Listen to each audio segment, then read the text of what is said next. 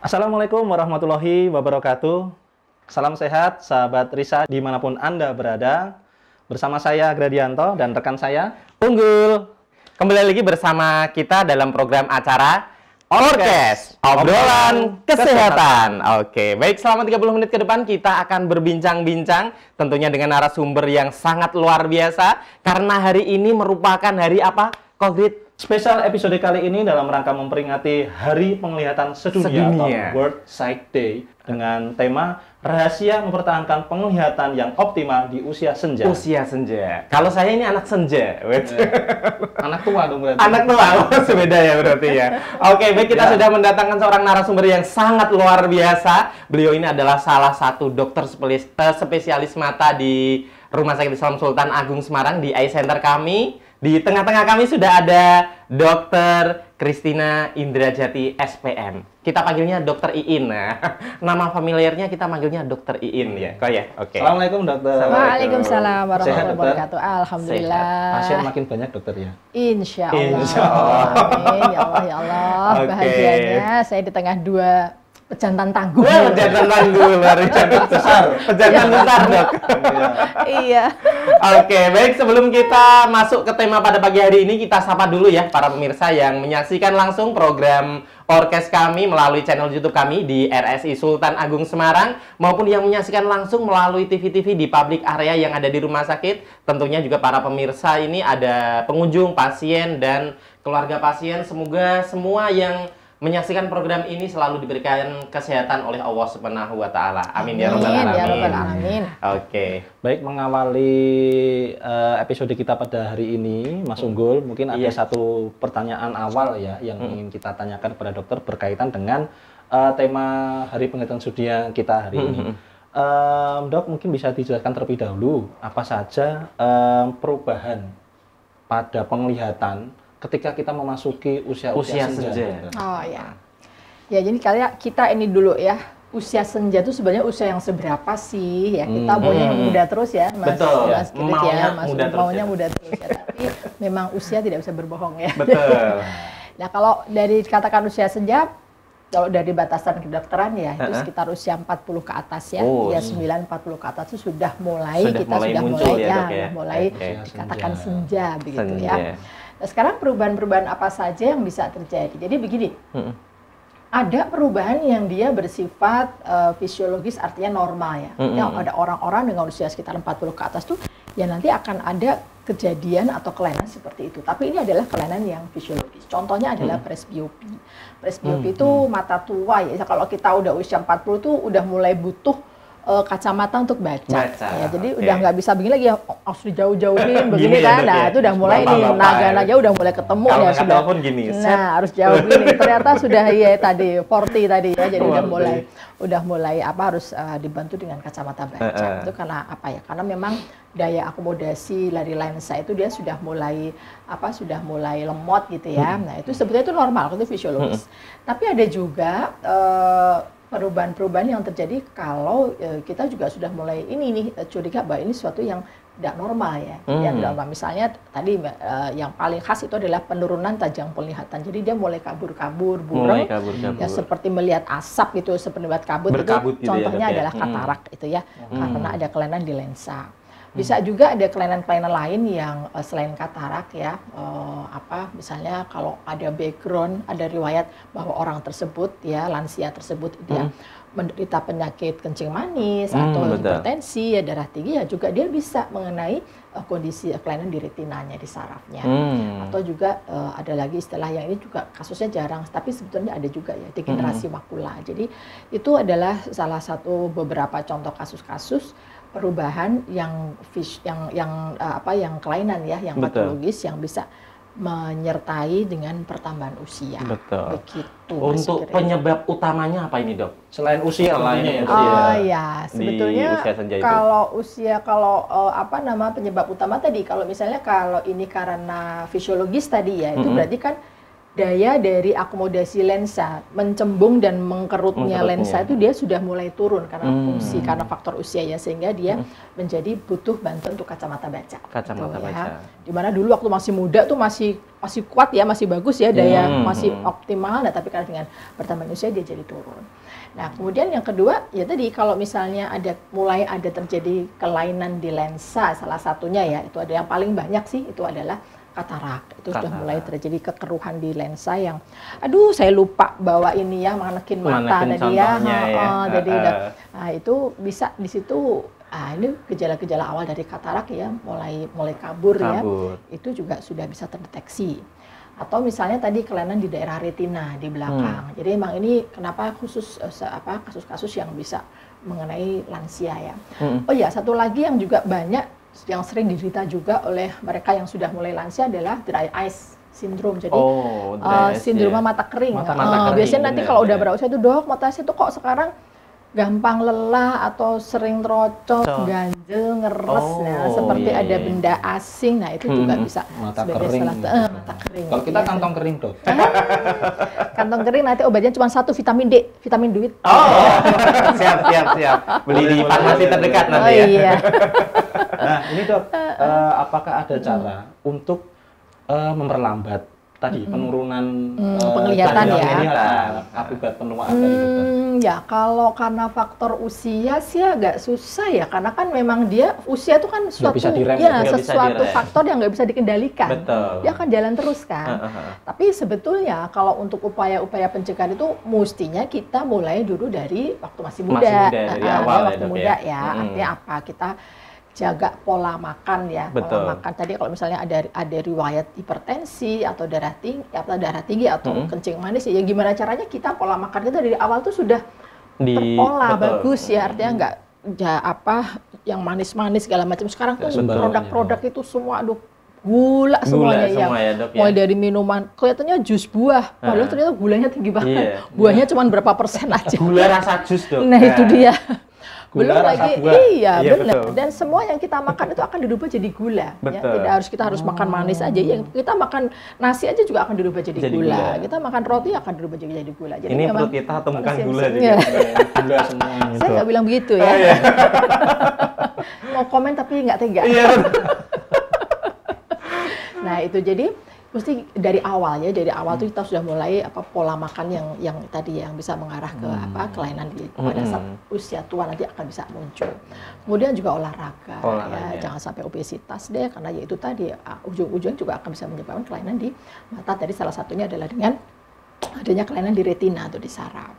Kemudian terus pola makan banyak serat ya, lebih banyak yang seratnya itu juga bagus ya. Apalagi yang sayur-sayur yang berwarna hijau itu lebih bagus lagi, yang mengandung lutein zeaxanthin yang sangat bagus untuk mata. Untuk proteksi. Apa aja itu, Dok, biasanya? Sayur-sayurnya atau buahnya gitu. Apa aja semua boleh.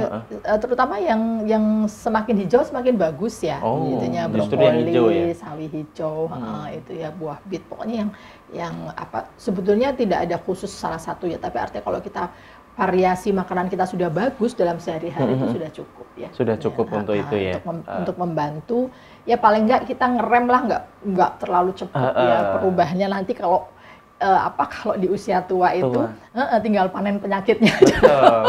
Ini kita masih ada kesempatan loh, Kak. Mumpung kita masih usia asar. Ini kan usia senja 40. Kalau berarti kalau udah 60 usia maghrib. Berarti kita masih ada sisa 5 tahun sebelum 40. Enggak, masih 17. Masih 17 ya. 17, tapi dilihatnya dari Monas. Dari Monas ya. Oke. Ya. Nah, ini, Dok, untuk perbedaan antara rabun jauh, rabun dekat ini biasanya kan nanti di usia tua kan memang muncul itu ya. Itu perbedaannya apa, Dok, nanti?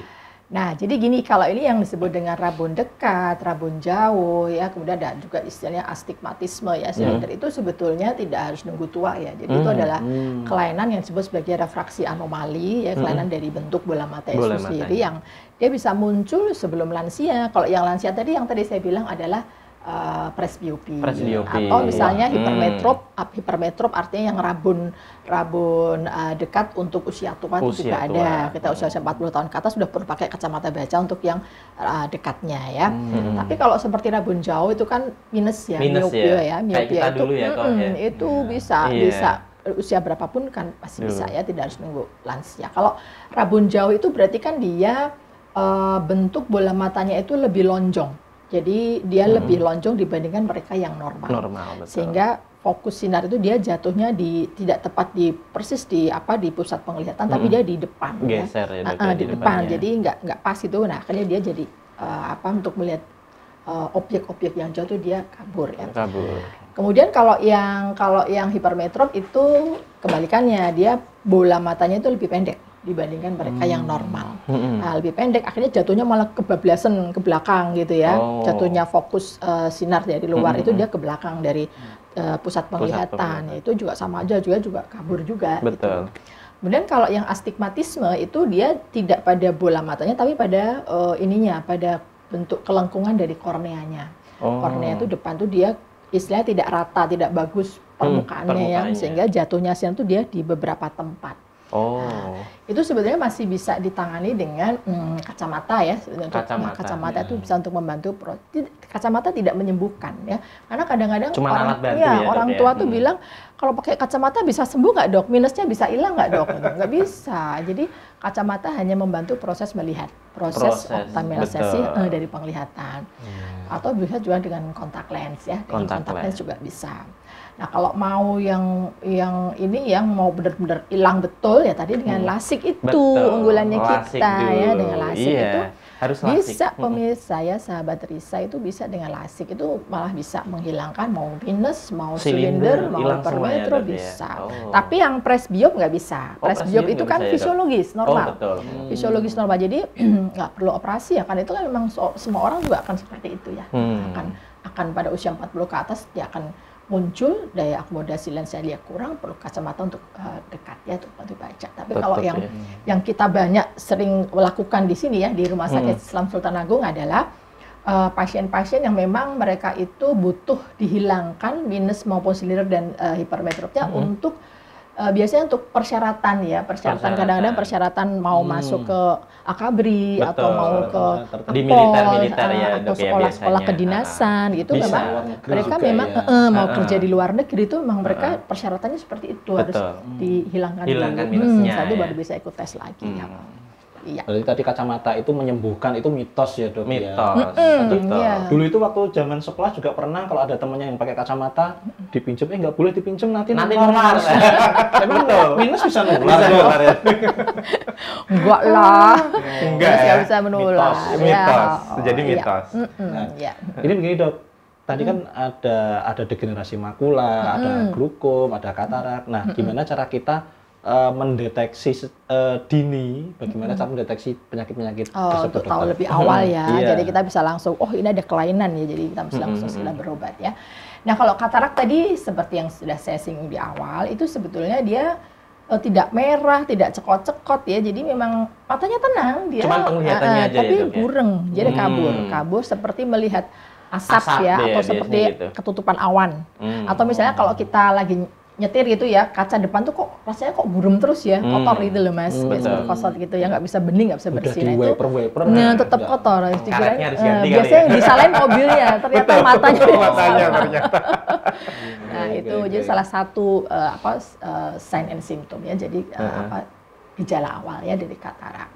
Kemudian kalau yang glaukoma, nah glaukoma ini memang yang terjadi kan ada kelainan di sarafnya ya. Dan penyebabnya adalah salah satunya adalah peningkatan tensi dari bola mata. Bukan tensi badan ya, tensi bola mata. Beda ya dok berarti antara tensi bola mata sama tensi mata. Alat ukurnya juga beda. Di ACC itu ada. Jadi kalau tensi bola mata alatnya khusus ya. Ya nggak ditiup itu ya dok? Ya itu. Jadi seperti itu nanti akan ketahuan kalau memang dia ukurannya rata-rata di atas normal, itu ya kita sudah curiga ini suatu keadaan glaukoma. Nah kalau glaukoma ini memang ada dua tipe mas. Jadi ada yang memang dia itu nggak ada gejala. Jadi nggak merah, nggak apa, tapi memang pasien kadang-kadang tuh masih kemeng-kemeng aja gitu.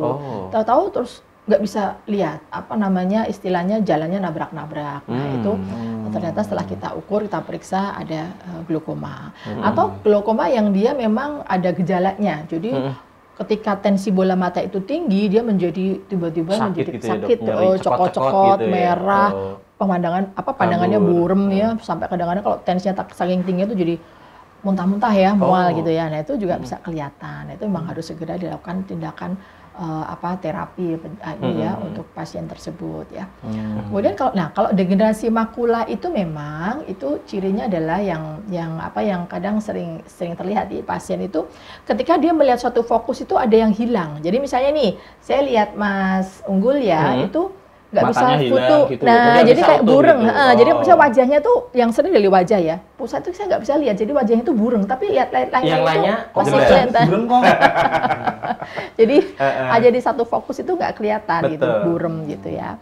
Nah, nanti untuk bisa deteksi lebih lanjutnya lagi, kita mesti periksa lagi tuh ya, pakai alat namanya Amsler Grid, yaitu alat untuk mendeteksi degenerasi makula. Ya. Jadi itu memang untuk kasus-kasus usia lanjut ya. Usia lanjut ya. Degenerasi makula. Cuman memang dari yang 3 yang saya sebut tadi yang paling banyak menyebabkan penurunan tajam penglihatan di usia lansia tuh ya katarak itu. Maskotnya masih katarak. Maskotnya tetap katarak. Yang terbanyak. Penyumbang terbanyak ya. Tetap diingat-ingat ya pemirsa ya. Penglihatannya yang kabur, bukan matanya yang kabur. Oke. Kabur matanya pergi. Oke Dok, baik. Ini kembali sedikit ke lasik ya Dok ya. Ini tadi kalau bahas tentang senja kan di usia tua ya. Kadang itu kalau bagi para pemirsa mungkin ya yang usia-usianya bukan senja tapi muda ya, masih muda gitu kan, harapannya bisa pandangannya juga tidak bisa optimal, tidak kabur, tidak tergantung dengan kacamata gitu. Nah ini biasanya kan dialami juga oleh usia-usia yang masih usia-usia pelajar Dok. Soalnya biasanya kalau kadang pakai kacamata gitu dikira cupu, foto buku gitu ya. Kadang gitu anak-anak SMP, SMA gitu. Nah untuk usianya sendiri biasanya yang boleh diikutkan lasik itu usia berapa Dok? Biar ini nanti bisa kita share juga ke teman-teman. Oh ya, jadi memang lasik itu ada suatu prosedur untuk menghilangkan ya minus, plus atau silinder ya pada usia muda ya. Nah memang ada persyaratannya ya Mas Unggul, Mas Kirit ya, persyaratan untuk bisa kandidat bisa dikerjakan operasi lasik itu dari sisi usia di atas 18 tahun, di bawah 40 tahun. Di bawah 40. Nah, jadi kenikmatan dia untuk tidak pakai kacamata itu jadi lama kan, di atas 18-40 kan. Nanti kalau misalnya ya bukan berarti yang usia 42 nggak bisa dilasik, ya bisa dilasik, tapi kan tetap dia harus pakai kacamata kan untuk dekatnya. Tapi untuk jauhnya dia bisa, dibacanya kalau jauhnya sih bisa, dilasik bisa ya.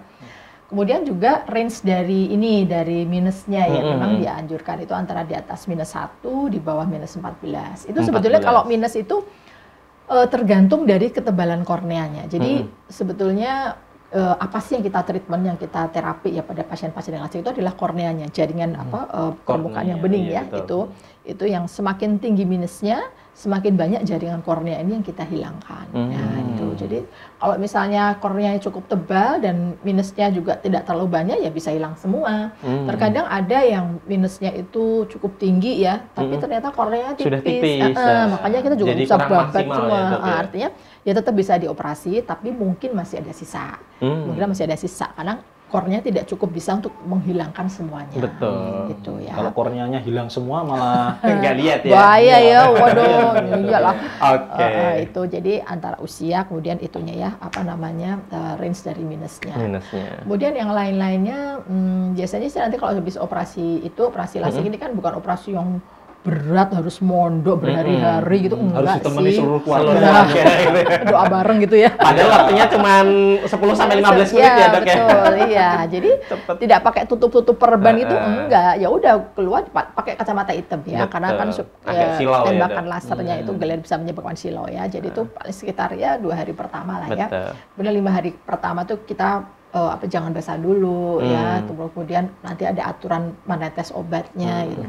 Tapi untuk ini untuk penyembuhannya, misalnya hari ini operasi, besok ya sudah bisa untuk melihat itu sudah artinya sudah jelas sudah apa tanpa recovery-nya recovery-nya cepat. Kalau kayak di TV-TV biasanya tutup terus diperban gitu ya. Keliling kepala kayak mumi gitu biasanya. Ya Allah. Itu TV mana sih? Di sinetron di sana Dok, di Kono. Ini enggak Dok. Aman. Nah, itu dia. Oke. Jadi kemudian dokter, mohon maaf. Ya. Seberapa sering harus usia-usia lansia ini melakukan pemeriksaan mata? Pemeriksaan kontrol ya. Ya sebetulnya untuk semuanya saja ya. Jadi artinya mau lansia mau usia muda itu idealnya itu setahun sekali, setahun sekali ya. Atau malah ada yang mengatakan 6 bulan sekali. Kalau 6 bulan sekali rasanya kok cepet banget ya sekarang. Ya udah setahun sekali lah, kalau nggak bisa 6 bulan setahun sekali. Antara kecuali ada keluhan ya Dok. Nah betul, antara 6 bulan dan setahun sekali. Kenapa? Karena kalau rutin periksa, jadi nggak harus nunggu sakit ya. Kadang-kadang kita tuh nunggu sampai bureng dulu baru berobat. Wah, tapi ternyata udah lanjut ya. Jadi keuntungan dari kita rutin kontrol itu yaitu tadi ketika ada kelainan yang dini kita sudah bisa langsung tahu ya. Jadi penanganannya pasti kan akan lebih gampang ya, lebih mudah ya, lebih awal itu kan lebih bagus ya penanganannya. Jadi paling nggak 6 bulan sampai 1 tahun. Kalau misalnya nggak bisa juga, nggak sempet juga, ya udah sekali seumur hidup ya nggak apa-apa. Tapi susah waktunya maka mainlah ke SEC ya, Sultan Agung Eye Center ya. Oke. Kalau berarti sama kayak gigi ya Dok ya, 6 ya, bulan sekali. Betul. Mungkin sekalian periksa gigi ya periksa mata sekali. Gitu. Sekalian ya. Medical check up ya. Medical check up. Kan di rumah sakit, ya rumah sakit ada paketnya. Jadi ada nanti bisa teman-teman. Periksa mata, periksa gigi, periksa semuanya. Ya, kalau itu biasanya 6 bulan sekali sih. 6 bulan sekali ya. Iya betul. Oke. Itu kadang-kadang tuh malah yang dari perusahaan-perusahaan ya rajin tuh yang ada rutin ya. Dokternya malah mungkin nggak periksa. Dokternya malah nggak periksa nggak sempet ya, sibuk terus. Iya gitu. Nah ini Dok, gaya hidup atau lifestyle atau pola makan yang bagaimana yang mempengaruhi dengan kesehatan mata Dok biasanya di usia lanjut? Di usia lanjut ya. Kalau usia lanjut sih sebetulnya nggak ada pola khusus ya, gaya khusus, karena sebetulnya gaya hidup itu kan dimulai dari kita sejak awal sejak ya. Dini itu memang kalau benar-benar bisa bagus ya, sudah terjaga bagus ya, artinya mulai dari pola makannya ya, kita sudah bervariasi makannya ya, jadi nggak penting asal enak, asal senang, udah makannya nasi sama fried chicken terus itu terus ya, nasi sama nugget terus. Nah itu kayaknya Mas apa ini? Ya, berdua nih ya. Berdua. Jadi sate ya, usahakan Pak. Aduh, nangis darah nih dokternya kalau gini. Jadi diusahakan bervariasi ya, mulai itulah ada karbohidrat, ada protein, ada lemak, tetap dibutuhkan, dan juga serat ya, serat buah. Jadi kemudian juga minum air putih ya, 1,5 sampai 2 liter. Karena itu juga bagus loh dia untuk mensuplai dari air mata kita ya, supaya nggak gampang kering. Berarti air putih juga pengaruh Dok buat mata? Iya bisa, betul ya. Kemudian juga pola olahraga sih monggo lah. Yang suka yang seperti apa, karena olahraga itu harus seneng dulu kan. Kita nggak bisa nentuin harus olahraga ini dia akan menjebakkan ini, nggak bisa.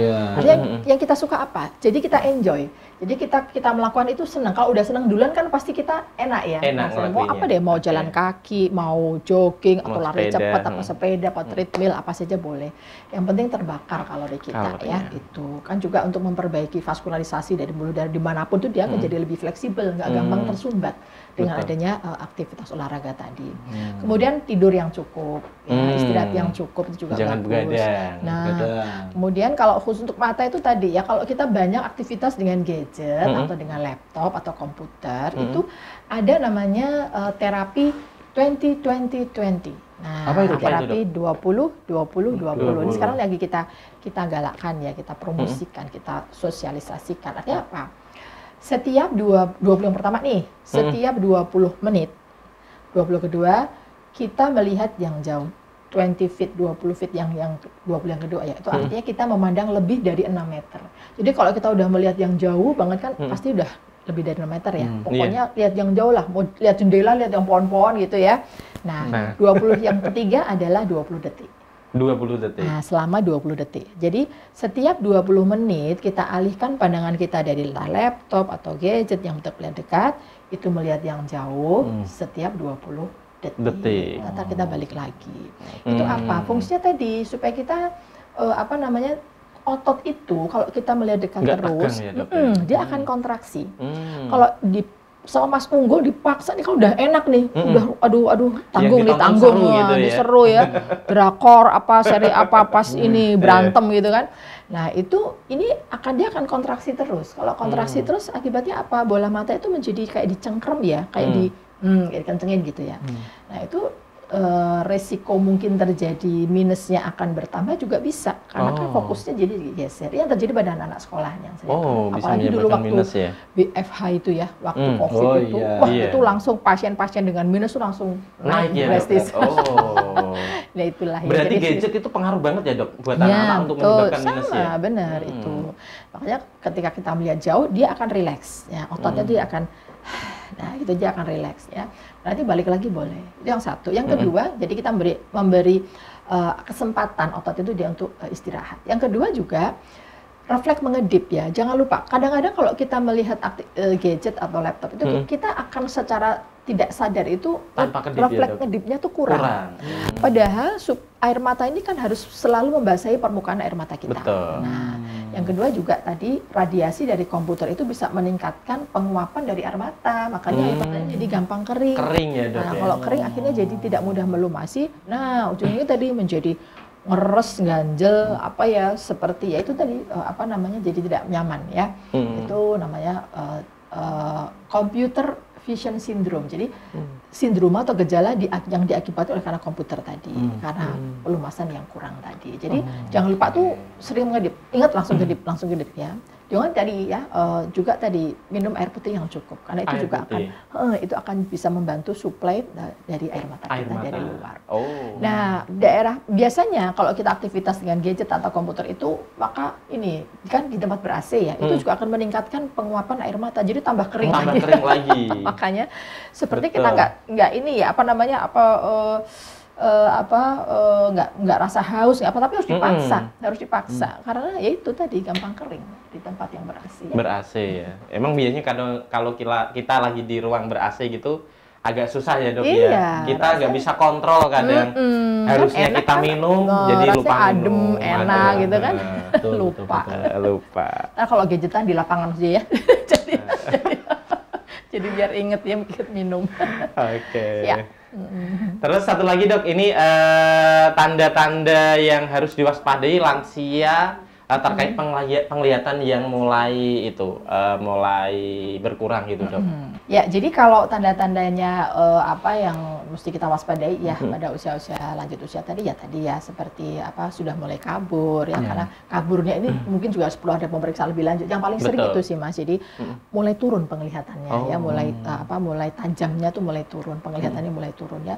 Tadi bisa oleh karena katarak atau bisa karena glaukoma atau bisa karena degenerasi makula atau mungkin tadi gejala seperti dry eye syndrome ya. Jadi sekarang tuh mata saya kok jadi gampang gampang rocos, kering, keluar air mata sendiri, rocos, kadang keluar kotoran. Nah, itu memang tanda-tanda yang sering dikeluhkan oleh pasien-pasien yang lansia. Lanjut usia. Gitu, Mas. Nah, ini tadi kan berbicara mengenai gadget. Karena kita kan sering kali aktivitas kita lebih banyak dilakukan di depan layar. Bagaimana cara ini dok, tips untuk mengurangi tadi gejala-gejala yang kelainan ya, akibat ya itu tadi ya. Tadi seperti yang sudah saya singgung ya, ada terapi 20-20, kemudian juga refleks mengedip ya. Betul. Gitu ya, kemudian juga banyak minum air putih ya. Betul. Paling tidak minimal 1,5-2 liter lah ya, itu 2 liter ya, dok. Itu adalah suatu tips ya, beberapa tips yang bisa kita amalkan ya supaya kesehatan mata kita itu lebih terjaga ya. Itu ini sebenarnya berlangsung umum ya, untuk semua aku juga begitu ya. Kemudian variasi makanan yang bervariasi ya. Jadi karena penting sekali suplemen-suplemen itu yang terdapat dalam makanan itu untuk kesehatan di saraf kita, mata kita. Kemudian juga tadi kontrolnya dia, kontrol paling tidak antara 6 bulan sampai 1 tahun untuk mendeteksi kalau mungkin ada kelainan yang dini bisa lebih kita cepat penanganannya ya. Itu Mas Krit. Oke. Berarti jangan ragu, jangan takut untuk kontrol. Pertama kalau ketemu sama dokter Iin yang cantik cerita ya, langsung konsultasi. Sekali kontrol dengan dokter Iin, pasti nanti sebulan sekali datang terus. Tadi ya. Jadi dokter, mungkin sebelum kita mengakhiri kebersamaan kita, barangkali ada pesan-pesan khusus buat para pemirsa, Dok. Iya, usia senja ini, Dok. Hari penglihatan subjektif, dokter. Oh ya. Jadi buat para pemirsa semuanya ya, sahabat Risa ya. Iya. Jadi memang ada beberapa tips atau beberapa saran yang sudah kita obrolkan tadi ya, seperti kalau memang dari awal kita sudah melihat ada gejala-gejala penurunan tajam penglihatan, bureng ya, itu nggak usah nunggu lama, langsung aja periksa ya, karena ada beberapa penyakit yang bisa mendasarinya. Kemudian juga untuk tips-tips yang lainnya seperti jaga pola makan, jaga istirahat, kemudian juga bagi mereka-mereka yang memang beraktivitas dengan gadget, hal-hal yang tadi sudah saya sampaikan itu bisa diamalkan, insya Allah akan mengurangi kelainan-kelainan yang diakibatkan oleh karena gadget tadi. Oke. Jangan lupa pemirsa, kalau misalkan mau cek mata atau keluhan mata, silakan untuk berkunjung dan konsultasi dengan dokter spesialis mata kami di Sultan Agung Eye Center di Rumah Sakit Islam Sultan Agung Semarang. Oke. Baik dokter, terima kasih sudah menemani kita di sela-sela kesibukannya. Ini sudah ditunggu pasien ini mesti ini.